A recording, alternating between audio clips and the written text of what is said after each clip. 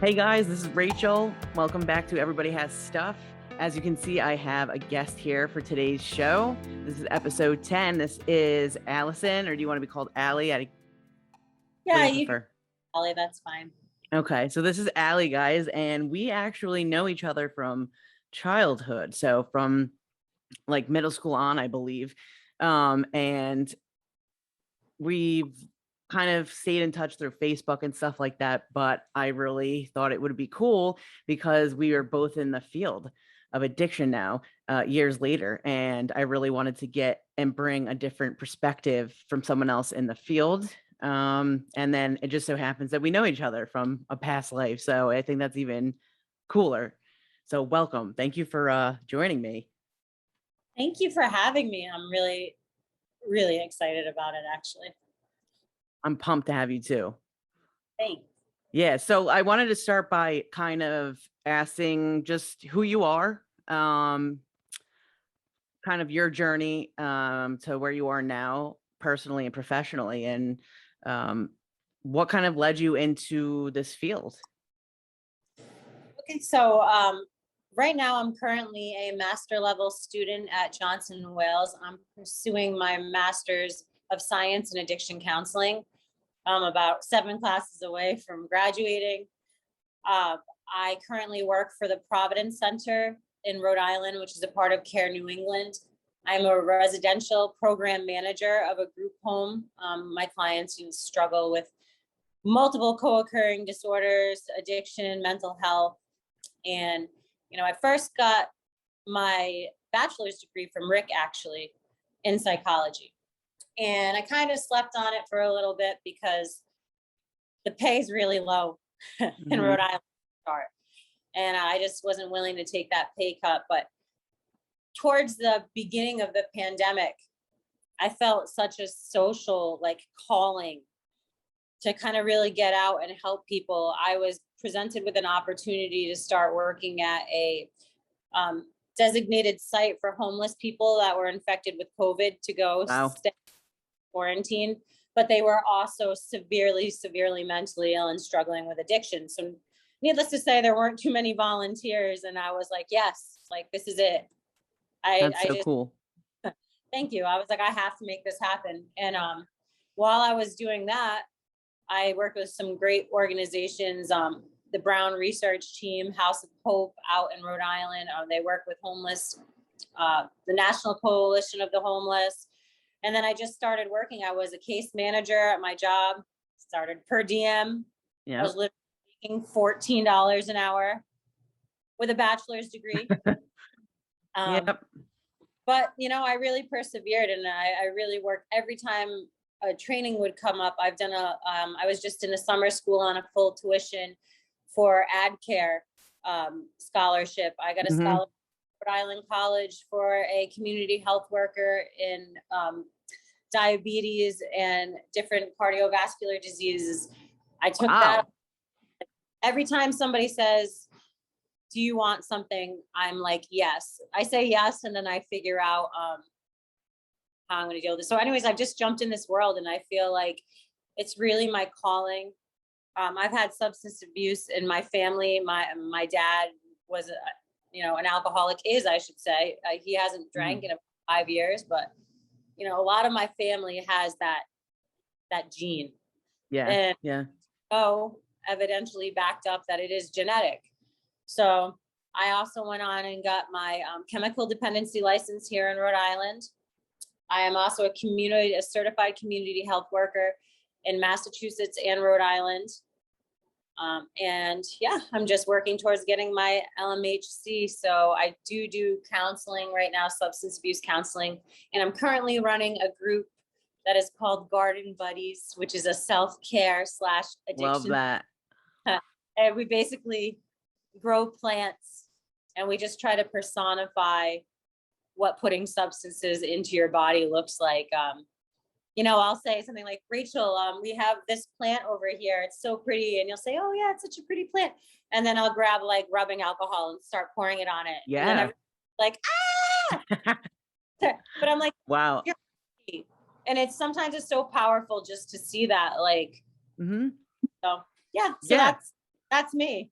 Thank That's you what, so much. You have so much experience, life experience, education experience. It's just incredible. And I think it's important when we have people who are coming from a background where they have personal experience, even if it's not like them themselves who had the addiction, but someone in their family, because you offer a totally different perspective. And like, I'm in recovery, so I have a personal experience being the addict, and you have the experience of like having the family member. And that is a whole other side of it that we don't always tend to focus on, which is just as painful, if maybe not more, because you're not using a substance to numb your experience of dealing with the family member, you know? Um, but I think that whole thing with the plant, that's so cool. I totally agree that the visual, it must be so powerful for them to see that. That's you know, incredible. I talk about like, when I'll use this term a lot, so I'll just explain it. I like to say on the ground when we're on street level, literally going to alleys to find clients, or people are MIA for a while. So I'm like searching the shelters, the hospitals for these people. Um, I find it to be very, very interesting what we will do to survive. And like, it's like I tell Yeah. people, I know clients that have lived off of literally menthol cigarettes and coffee for months, and they can live that way. And I told them, your plants can live that way too, but then again, what if you're a diabetic and you cannot live that way? You will die. And Hmm. I need people to understand, like, the plants have their own very specific set of things that can make them grow and help them and enrich them to which type of plant they are, as people do have to their own body. Everyone's got their own medical stuff going on and other compounding things. So that's kind of what that group's really about, showing people like you have to treat yourself as your own entity and you have to take care of yourself. Like, Yeah, so it's been, absolutely. I think that that's so important too, because we definitely, obviously, as you know, those who struggle with addiction don't have self-care to begin with, which is why I think we go to the addiction, like the substances, and then getting clean. If we don't have that in place, or like a strong support network also, it's so hard to stay clean. Because I know for me, it was like, why would I suffer without the substance? Like, if I didn't feel I had a purpose or I was worth it, or so it's like would lead me back into this cycle of like, I know I don't want to do that. I know I have more potential, but it's like, it's too painful to try, like without that, without the social support and without the self-care piece of it too. So I think that's a huge piece that you're implementing with your clients. and don't you think too, I mean, this is gonna, I don't mean this in any glorification kind of a way, but as the addict, don't you feel like doing the substance is a form of self-care, right? That's what Yeah. you're doing yourself. You're like, wow, I really feel like garbage today. Like, I like to drink this box wine, and and even I think it's like one of the things that really kind of straddles the line for me is you see all those t-shirts that are like anytime's wine time, or it's mom wine o'clock, Right. and acceptable. And it's like at the same time, it's like, but why is that any different? It's almost promoting that is a form of self-care. Hmm. Um, I always look at that and I'm like, oh geez, I just don't want to be promoting that, because it's a maladaptive behavior instead of a coping mechanism, and it should not be glorified as far as I'm Hmm. concerned. Yeah. Oh, I totally agree with you. But I don't think everybody can see it that way, because again, we have this stigma of addiction where we picture the drunk under the bridge with the brown paper bag, or the heroin addict in the street overdosing with a needle in their arm. It's like we don't think of how we really do glorify and like romanticize um, using alcohol, especially to cope with things. And as long as it's not interfering with our functioning, right, as long as I'm going to work, I'm paying my bills, like it's okay that every night I come home and I drink a whole box of wine, like you said. So Right. Yeah. I know I have, you guys are gonna see this too, sorry viewers, but I overthink like everything. Same. I, I think it's just like a Yeah. part of us students. We're like very, it's bad enough, but people are like, don't psychoanalyze me. I'm like, no, it's always an introspective.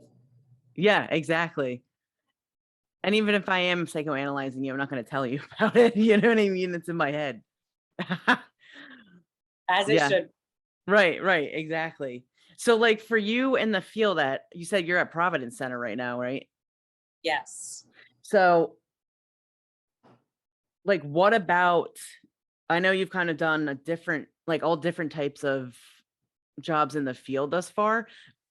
What do you think sets Providence Center apart from like any other treatment center? Because I actually went to Providence Center like, I don't know, probably a couple times, like years ago. Obviously, like I've been in Jersey for 10 years now, so it's been quite some time. But when I was younger, probably in like my late teens, early 20s, like I went to Providence Center for counseling, and I don't even remember what else now at this point because I'm getting old. But like I recall that being one of my more favorite places to be.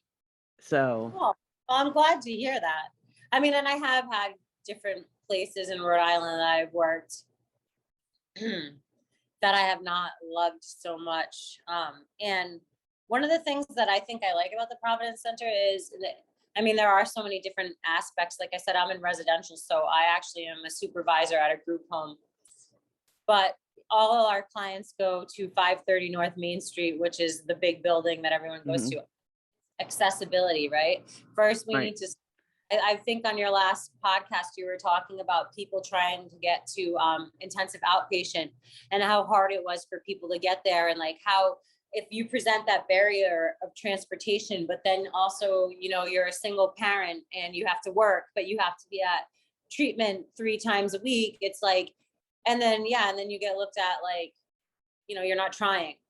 It's right, like, Providence Center, because I feel like, and I hand to God can say, I know my team, we do everything we can to knock down those barriers. And I feel supported when I do have to be an advocate for my clients. And it's troubling and it's terrifying and it's saddening how difficult it is for our clients with substance abuse and mental health issues to try to just do daily tasks in the way they're spoken to.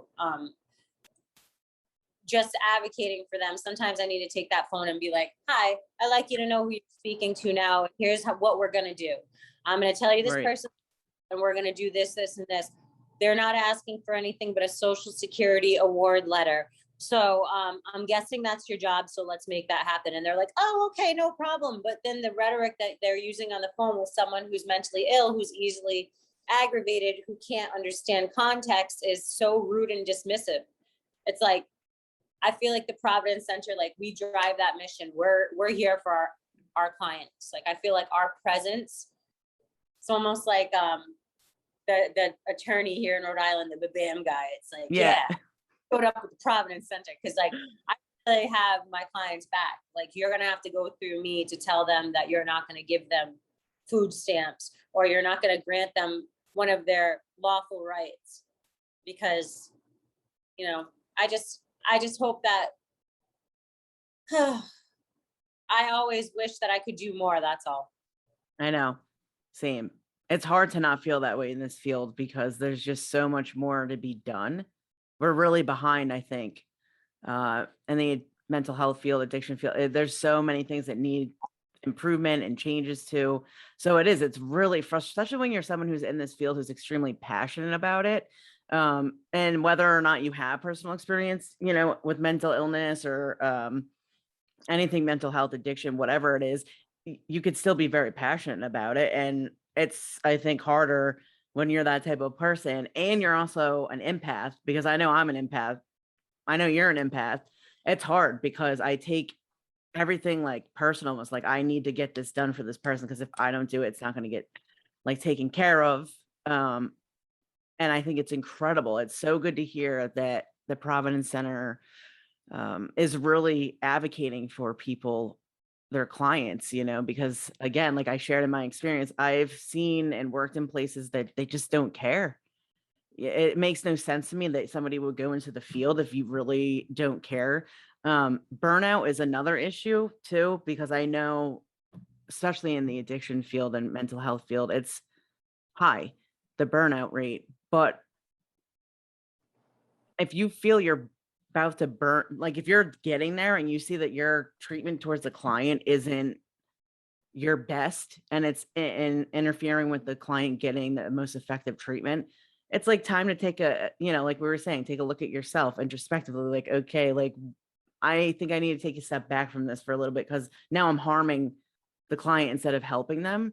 So I really am appreciative for people like you and the Providence Center who are really focused on, the number one thing, which is the client and their well-being and getting them to a point where they feel hope and productive again and get back to living life. So I'm just grateful to hear that. Thank you. That's so nice to hear you say that. It's validating. We call ourselves, well, I'm on air here, but residential, that the stepchild of our program, because where we are in the group homes we're not really seen. We're not really we're existing, but we're existing in a safe manner out in the community, on side streets that people don't know exist, in houses that people don't know exist either. And we're keeping our clients safe and comfortable. And it's like, I'm also okay to be uncomfortable. I think, like you said about the burnout, like, so I have I don't always share this, but I like talking to you, so I'm going to, but I bartend for 15 years while I put myself through college. I mean, 5 nights a week. And something that really got me into specifically counseling was that I had people coming in that were telling me, like, I was going to go home and drink a bottle of vodka and pass out, but I saw your car, so I came in here and talked to you. I know all sorts of people from all sorts of walks of life that would come in and tell me, like, the only reason that they got through something was because they knew I was working and they could come in and talk to me, and I was always a non-judgmental friend. And that was so validating to me, like at my core, that it just was more important to me than anything else. And I find it to be in addiction, I'm like willing to meet people where they're at, like whatever stage of change you're in. Like, I don't really give a shit if you don't know if you want to stop smoking crack within the next 2 years. You just want to talk about like what it might look like. I'm cool to talk to you about that. Like, I really am. And I'm not perfect. I've been through it. Like, I've had my own stuff. Everybody has their own context. If it's, I believe one of my professors used to say, it's safe to assume that everyone has trauma, right? So you should just assume every person that you talk to has trauma in some form of their life that is something that burdens them. And it's like, I want to be there, and I'm ready to just meet you where you're at and just be supportive. And it's like, that's the biggest thing for me. It really makes me feel so good. That's awesome. And you know what? I applaud you for doing that's got to be hard to work. Well, I know my wife, she did a lot of restaurant and she didn't bartend, but she was a waitress for a long time. And I have friends who bartend, and like, it's not an easy job. You know what I mean? Like, you guys are busting your butt to do that. And then on top of being in school, I remember you, posting about things on social media about you working and stuff. And like, it's just people like you don't get enough credit for, like you said, having your own stuff, but then pushing through to like work at a job such as bartending that maybe not everybody looks at as being so great of a job.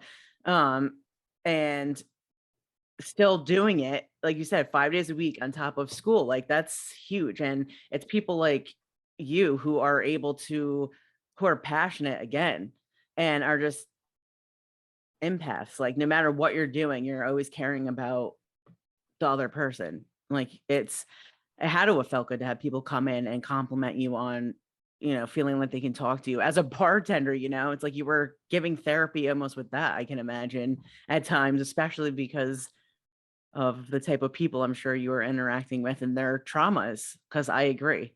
Um, and that's where I got the name for this podcast. Actually, everybody has stuff, because my professor actually said, like, it was this semester too, like in the beginning, she was like, everybody has stuff. It's just whether or not we're working on it.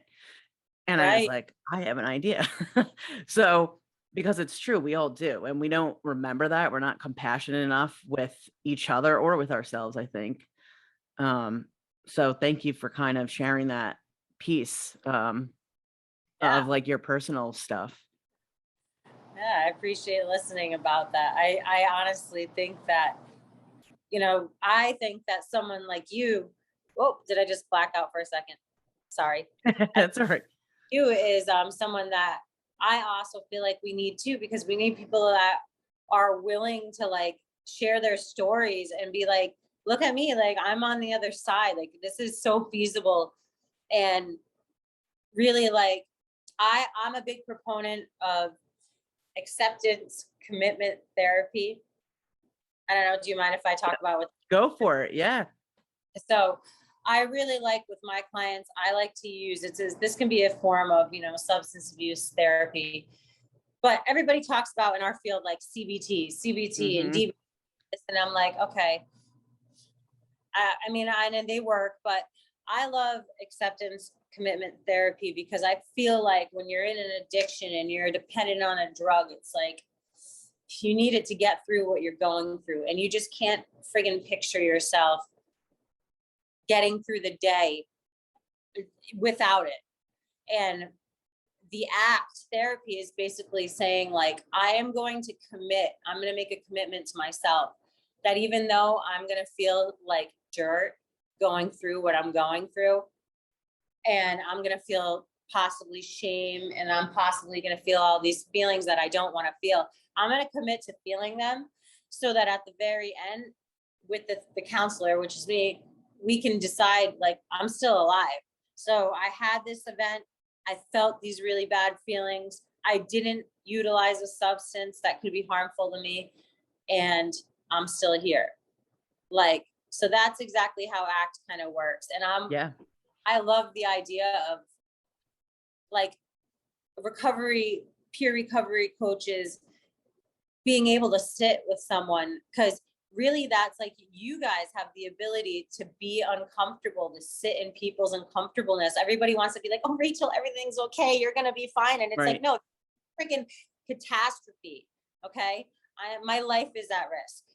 Nobody wants to hear that. You need somebody who's going to be with you and be like, no, like this is some real shit.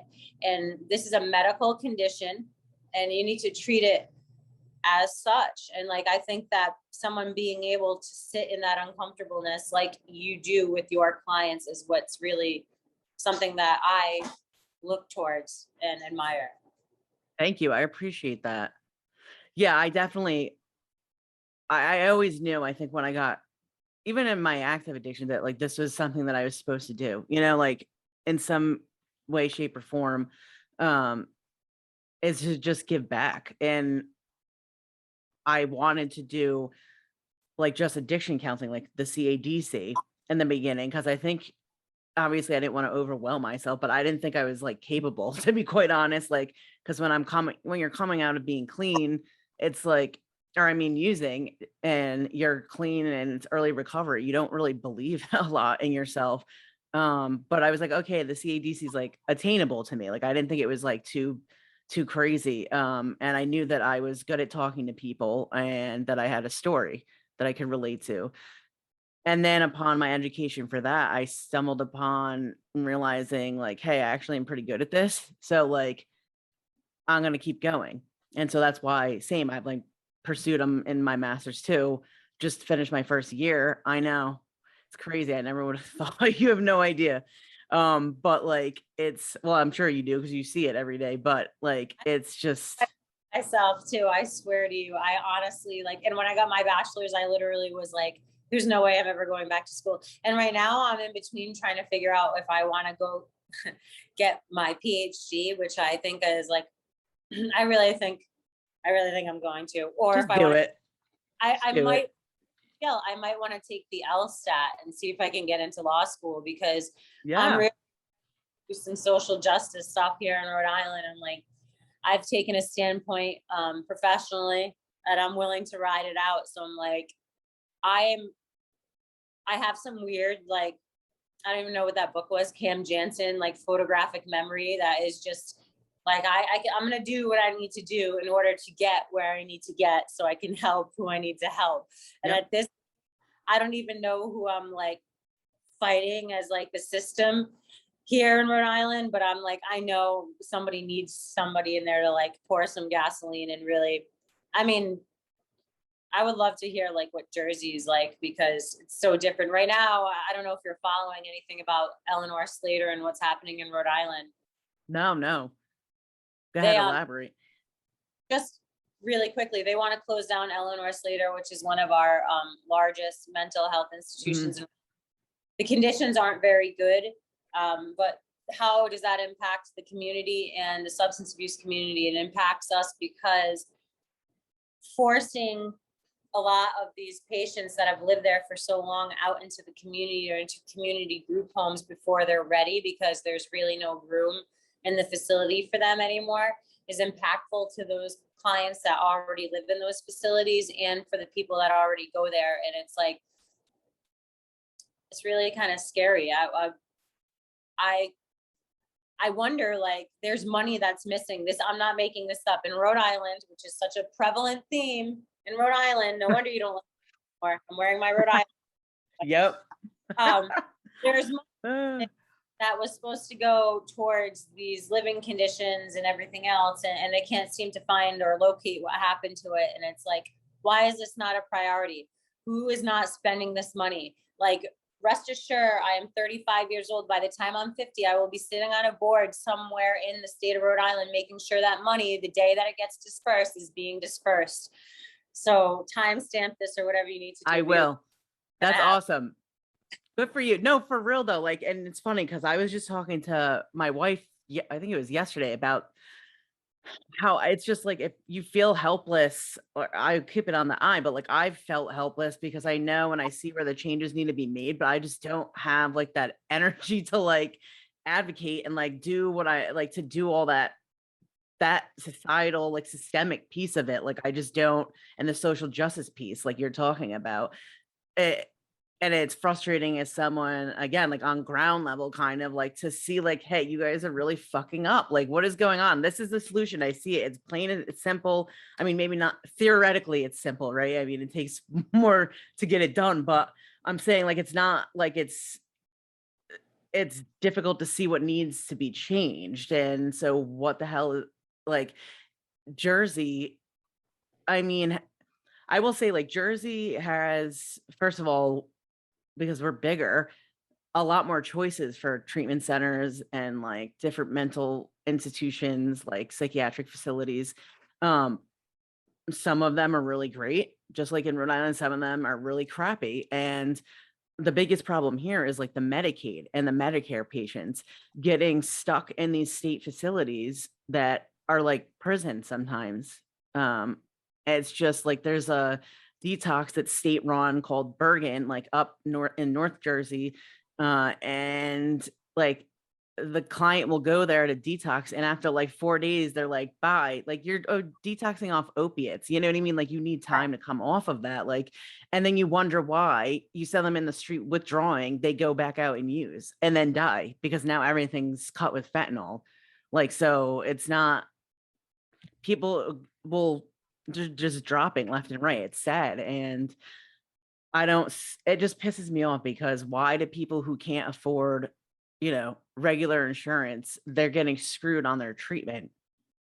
And then meanwhile, we have people here in the private rehabs who are getting like acupuncture and whatever. Don't get me wrong, I've been to both. I've been to both sides of it because I have had Medicaid at some points and I have had like regular insurance through like my job or whatever.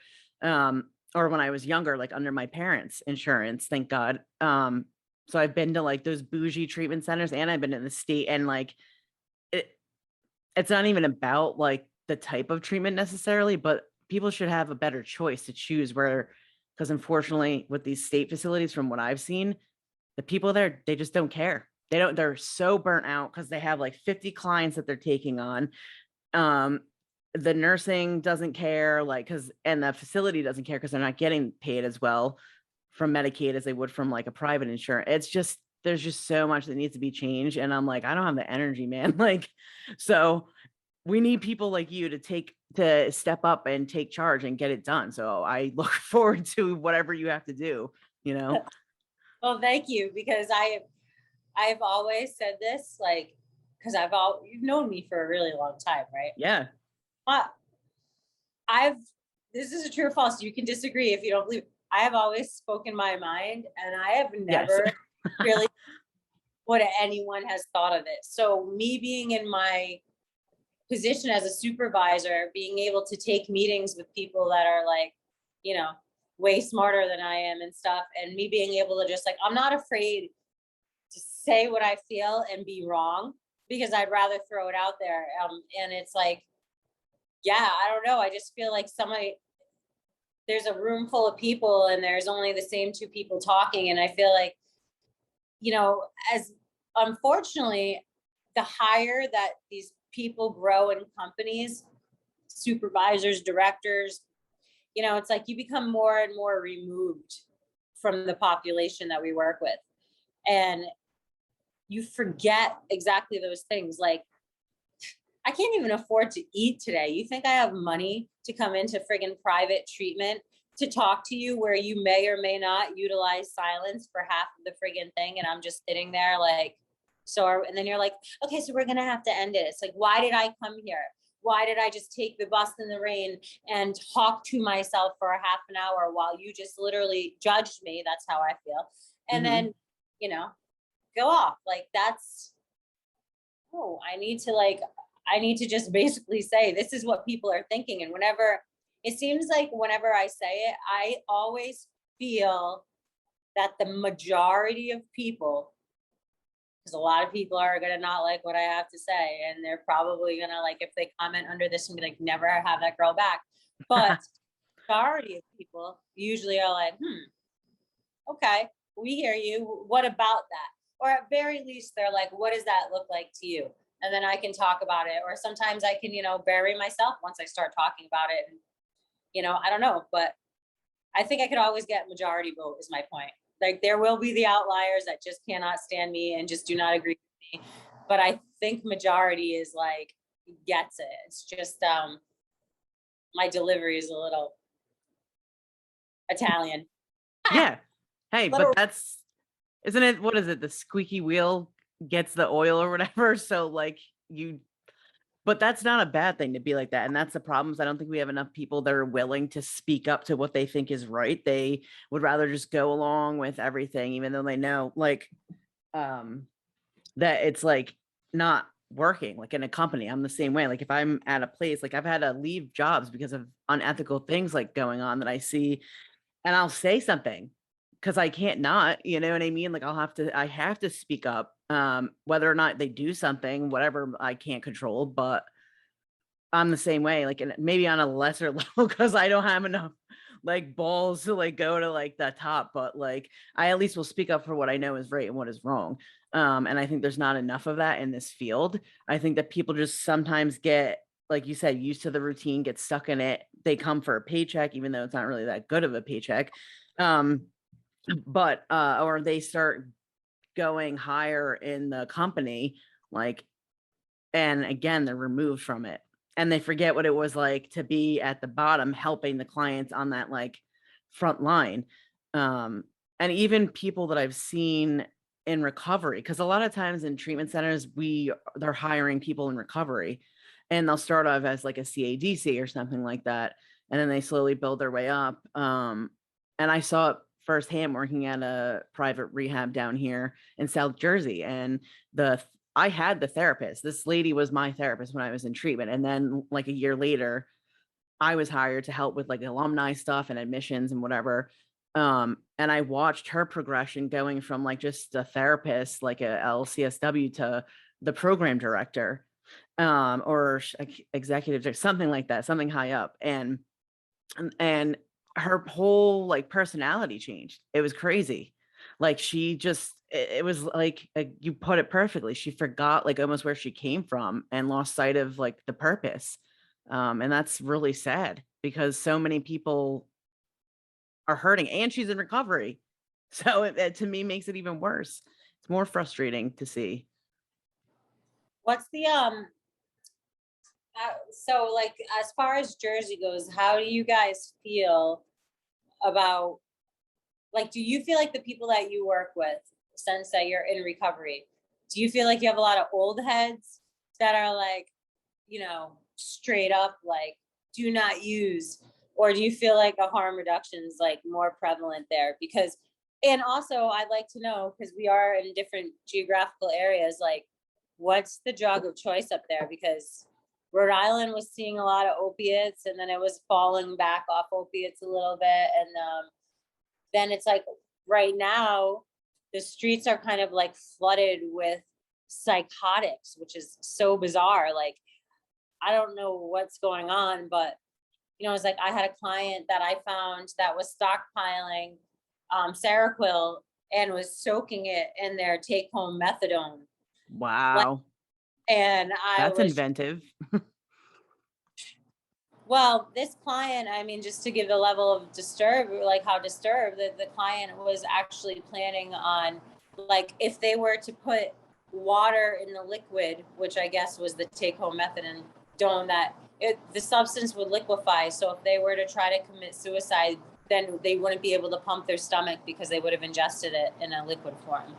And like that's really kind of where it is like you have to deal with people that are really severely ill, and like that would think of these barriers or these ways that they might be saved. It's like, Wow. why are we using psychotics that are supposed to treat people with schizophrenia to get high? I mean, what are they doing? Or like, yeah, talk to me about like what's in Jersey and what are your barriers to what's happening. That's what So like here it's pretty much opiates. Obviously there's other things too, but it's always been the opiate like epidemic down here. It's all I don't even dare I say even heroin because it's not even heroin anymore. It's fentanyl. But like there are a lot of old heads still. Um, and it's funny because the ones that are more open to the harm reduction are the ones that aren't in recovery working in treatment. The ones that are in recovery are the more closed off ones because they've been so, dare I say, brainwashed, but that's kind of what it is. It's like it's just been so ingrained in them that there's that one way to recover and it's abstinence. And if they don't stick to that, then like they're not doing it right, which is it just pisses me off. And it's because like I was there. I was one of them. I was one of those people who really strongly believed like and would talk shit like on people if they were like not on Suboxone or methadone, because I always believed that was a way to like get better, like to get clean and stay clean. But um like if someone was drinking and they were a heroin addict, I would be like, well, you're not clean then because you're just using another substance. Um, but again, that goes into that piece of how we're all like that 12-step mentality that's shoved in people's faces and down their throat in treatments everywhere. It's like freaking, I mean, at least here in Jersey, that's what it is. Um, so yeah, the harm reduction piece is still a struggle in Jersey. I think it's hard to change people's minds when once they've lived in this belief for so long, that that's wrong or that's bad. And then you also have to like I forget sometimes that most of us in recovery, especially, are very black and white thinkers. There's no like it's hard to see that gray in between. So it's either like you're clean or you're not. There's no like so I think really like we're missing that psychoeducation piece in treatment centers down here to build more education on what harm reduction really is and why it could be for some people. It might not be for everybody. Like I know, again, I've shared like I just can't do anything. I've tried it because it sucks to admit that, especially when you're trying to get clean in your 20s, like, oh, I can't drink, and all your friends are getting bombed because not because alcohol was my problem, but because that's going to eventually lead me back to heroin because the alcohol is not what I want. It doesn't do what I want it to do enough. Um, It's just a bridge to get there. right, exactly. I don't know how to do anything in moderation, so I can't. I just can't. I've learned for myself, but some people can use the harm reduction way, and that is the better way for some people, you know. And even if it starts off harm reduction and it leads to abstinence, okay, cool. But like if not, it is what it is. Jersey's slacking in that area for sure. I will tell you that much. Um, and the barriers I would say is again just I think, and this might be for you guys too, but not keeping treatment. I shared about this before too. It's like 12-step program is meant as a support for recovery. Treatment is treatment. Treatment is therapy. Treatment is, like you said, the ACT, CBT, DBT, like all those working through trauma, not to make you read AA or NA literature. And again, I don't have anything against AA or NA because it helped me so much, but there's things that we're not teaching or including in treatment that's not treatment related at all. I don't know about people with the well, I will say this. I know that so I have a little over 4 years. So when I went into treatment 4 years ago, that was really when I started noticing people finding these creative ways, like you were saying with the Seroquel, um, because it's something like that where if you don't really need it, you can fight it and you will feel like kind of like a high. Like if you don't fall asleep on the Seroquel and you stay, it has like an adverse reaction, and it can keep you up, make you feel energetic sometimes, or like almost like not hallucinate, but kind of like that. And same thing with Wellbutrin. Like I had a friend who unfortunately passed away, but when she was in treatment, she got kicked out because she was, breaking down her Wellbutrin, like licking the protective coat on it and like snorting that. It was, they call it like the cheap man's cocaine. Like, um, we are so inventive addicts. I will say, like, we're some of the smartest, most resourceful people. We just don't use it like in the most productive and like healthy way. Isn't But that crazy? yeah, Will tell you, yeah, I don't know. I'm always down to listen to, like, I've heard some really amazing stories from people, and I'm always like, tell me about this. And like, somebody tell me like, oh, well, I found that if I put this pill in the microwave for 2 minutes and then I like, take the coating off of it, then if you get something heavy, it's got to be over 10 pounds, yeah, you can kind of a back shaper so that you won't lose any of the drug on the substance. yep. I'm just looking at it, I'm like, okay. And that's why we need recovery coaches, because literally I think like anyone can be book smart, but like if you don't understand the street element of what the hell's really happening. And like I've actually said to people before, like I've worked in treatment centers and I work outside of treatment centers, and people go to meet, right? So if you're in recovery or you're a current drug dealer, like drug dealers are court mandated sometimes to go to recovery. Mm-hmm. So now you have a drug dealer who's only there because the court says they have to be, in a fish tank full of addicts, and everybody's, right. Oh, new connect, right? So where I'm already in the parking lot and I'm drinking my coffee and I'm observing everyone who's outside smoking cigarettes, and I'm watching people hand things off and whatever in my car. And I'm just like, I'm watching the street element of it. Then I go back and I'm talking at the round table with my colleagues. People are like very smart. And they're just like, well, Alli's been doing very good. And she goes for her nature walk at 10 o'clock and she ate a granola bar yesterday. And she did her chore and whatever. And I'm like, yeah, I just saw somebody hand her off something in the parking lot, like, and whatever. And then everybody looks at me and I'm like, I did something wrong. I'm like, this is the extra piece of it though. You need to have people that know the social aspect of it, because it's just like a lawyer or a doctor. Like, how the hell am I going to help you if you can't even friggin' be honest with me? Like, I'll punk people off and treat me like, yo, don't even, what you just did. I saw what you did. Okay. You can tell them whatever you want, but don't fucking lie to me and waste my time. Mm-hmm. Because literally willing to follow you down the rabbit hole. I don't care what you're doing. I actually, like I said, I like to hear it. Sometimes I think it's funny. I'm like, when I say that, funny as in I'm amused by the creativity and the way that people just like, same thing. I'm just amazed, like, wow, if we could take some of that creativity and channel it into the right stuff. Like we do vision boards sometimes in groups and stuff. Yeah. And some of my girls have come out with like these amazing vision boards. You can see their personalities that when they first came into treatment, they looked like hell. They had attitudes. They were better than me. You know, they didn't want to talk. They didn't participate. But like by the end of the 60 days, like they're a beautiful young lady. They're poised. Like they're able to articulate themselves. Like they're able to put in and show those creativity without that like weird drive, because the substance is the drive. It takes over the entire body and people don't realize that. Like it's a choice. So I get to turn into human beings again. And that's like said to me, there is no greater gift like than being able to watch some of these people regain their lives.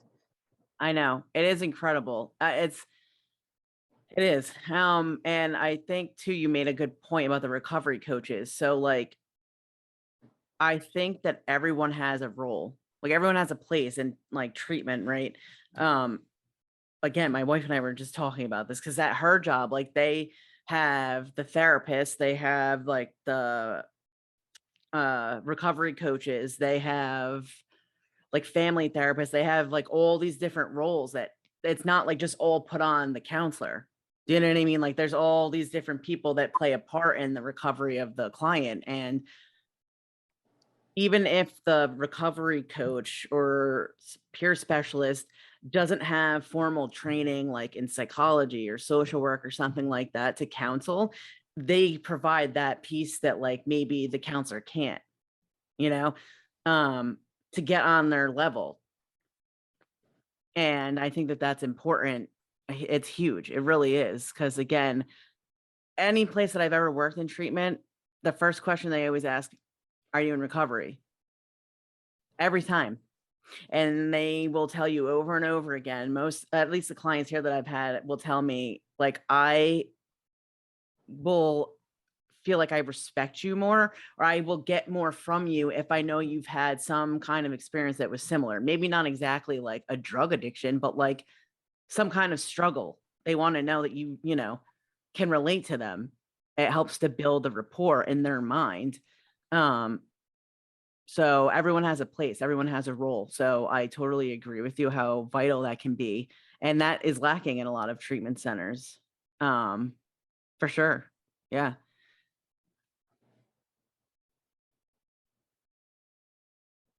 I like wonder for you, what do you feel in regards to the harm reduction piece? Well, you know, I wish I could remember the guy's name. There was this one guy that led this wonderful harm reduction training that I did. And he was talking about how he had been in prison for like 20 years and he used like every substance he possibly could. And like he was a drug trafficker. Like right now he has a PhD. I mean, but that's neither here nor there. He's talked about like, he basically, we were doing this big call and, you know, this woman came on and started to talk about abstaining from drugs. And she was like, I just can't tell my clients, you know, like they can go out and use weed. Like, she's like, I don't want them to use weed because their judgment's going to be impaired if they're using weed. And then they're going to think it's okay to use this substance and whatever. And this guy literally muted her it was a Zoom call. He muted her. And then he went to a full screen of himself.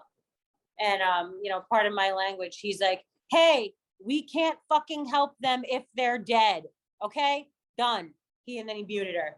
And I, you understand that? He was like, anybody who doesn't believe what I just said, he said, if my client is dead, I can't even begin to help them. If you don't feel like I feel, get off the call. And then he waited. I was sitting there. People were dropping off the top of the call. And he was just like, get out of the fucking room. Get out of the room. And I was like, wow, I love this dude. Like, he impacted me in a way where I was just like, yeah, he's right. Because like, who really cares? Why are we having the conversation? Like, are you really down? Like I said, when somebody cries or when somebody's suffering in an addiction, the reason people shun it and stigmatize it is because it makes them feel uncomfortable. They don't want to see people not thrive. They don't want to see people feel sick. It makes them uncomfortable. That's why families shun the problem child or the person who's going through it, or they send them to recovery centers. It's like, I don't want to see it. It takes a certain type of person to be able to be like, I'm going to sit in this park bench with you and I'm going to have a cup of coffee at fucking 6 a.m. when it's 2 degrees outside because you need to talk to me because you have some shit going on. And like, that is kind of where I am. Like I said, I'm very in your face. So I will find my clients. I was given that when I was given that opportunity to do such things. It's when I felt like most empowered. And that's how I feel like with driving the harm reduction. It's just like, if you can't get down with it, like just get out of our way and let us do our jobs. And that's how I feel about it. I couldn't say it any more. No, I totally agree. Get out of our friggin' way and let the people that do think, let us save some people, okay? Because your client's already friggin' dead. So let us come in there and help them out. That's so true. I mean, you put it perfectly. Like that's, you literally like took the words right out of my mouth. It's just, once I realized how kind of arbitrary or like even harmful it is that like this abstinence piece is, and how we try to put everyone in that box. Like nothing is the same. Nothing is cookie cutter. And again, I've talked about this before, like addiction, everyone's problems aren't cookie cutter. So why are we trying to give a cookie cutter solution? Doesn't make any damn sense. It needs to be more individualized. Maybe one client does want to reach abstinence. Maybe that is their goal. But like, if someone's coming in and they're shooting up 20 bags of heroin, like 2 bundles or something, like, and they want to get to 5 bags instead, like, okay, I'll work with that. The goal is eventually to get them off of that, it's like, or if they want to smoke weed instead of shooting heroin, yeah, you know what? Like, do you. Because again, people are dying. We just keep doing the same thing over, and the 12-step programs, people are shamed. So it's like these people who feel like they don't belong in the 12-step program to begin with, but feel like that's their only way because they're being told that's the only way. And if they don't do it that way, they're going to fail. So then they force themselves to go to these programs. And then when they feel like they don't fit in there, like it's not working for them, they're being shamed. You know what I mean? Like, and unfortunately, that's a part of the 12-step program. Like there are amazing parts to it, but there are also, I think that's why I bring it up so much, because it's important to see both sides of it. We can't just keep acting like this is like the best way for people to, because there's a lot of pieces that are sending people out to the streets and they're dying. I can't tell you how many times I've been in a meeting where an old timer will be like, someone will come in and they're a newcomer and they go to AA, right? Because sometimes like you don't, I don't know, mesh well with whatever the other fellowships, you go to the other one. A newcomer will come in and be like, yeah, hey, I'm so-and-so and I'm a meth addict. And old timer will like get up, this is AA, this is alcoholics, we keep it in the bottle, you know what I mean? And guess what? If I was that newcomer, I would have been like, go fuck yourself. I'm gonna go get high now. And then now, because of all the fentanyl, they're dead. Right.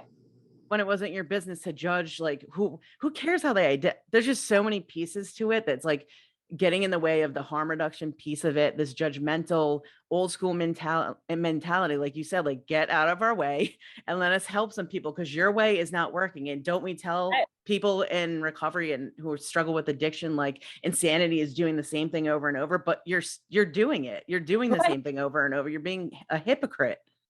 Right. That's exactly what it is. It's the same thing. It's just like, come on. I picture it almost like, somebody who's having a heart attack and it's like, somebody is just like, no, they're already a goner. Like, they ate that cheeseburger, they have a clogged artery. And we're just like, dude, get out of the way. We're going to try CPR on this person. Like maybe they have like, it's the same thing figuratively. It's like, maybe they do, maybe they don't. I don't know, whatever. I don't know. That's something I find it to be so fascinating and I never get like bored. I've had so many disappointments and like, I still think that the positive like totally outweighs the negative for me. and I see people struggle with all sorts of stuff, but like, I don't know. I just think that there's always something I could do. Like there's always something. If the community supports, whether they exist, they don't exist, maybe I can give resources. Maybe I can be like a phone number.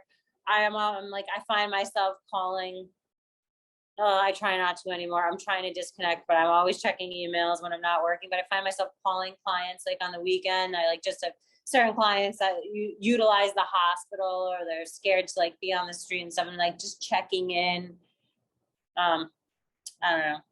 I don't want to take too. I appreciate you having me on, and I if you have any other questions for me, but I'm not gonna.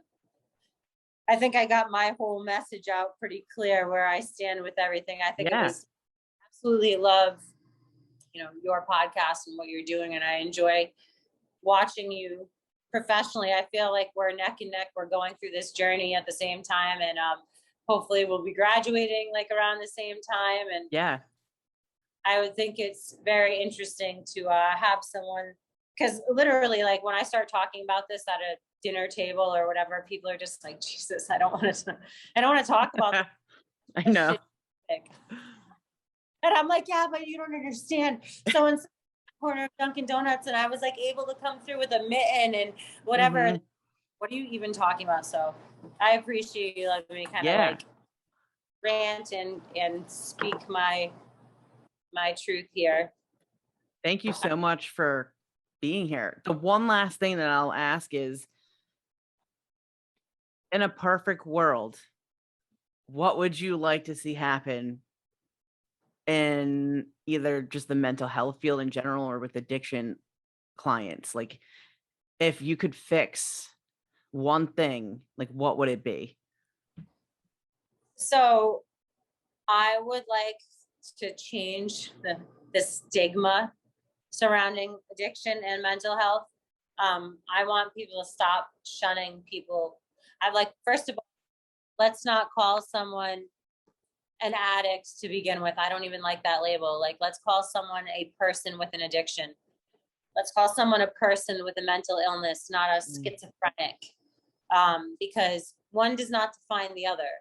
An addiction does not define one's entire entity as a human being. Somebody with a mental illness, that is not somebody's entire entity as a human being. Those are illnesses that need to be medically treated, and we need to look at them as a person being afflicted with an illness. And I really would like people to stop.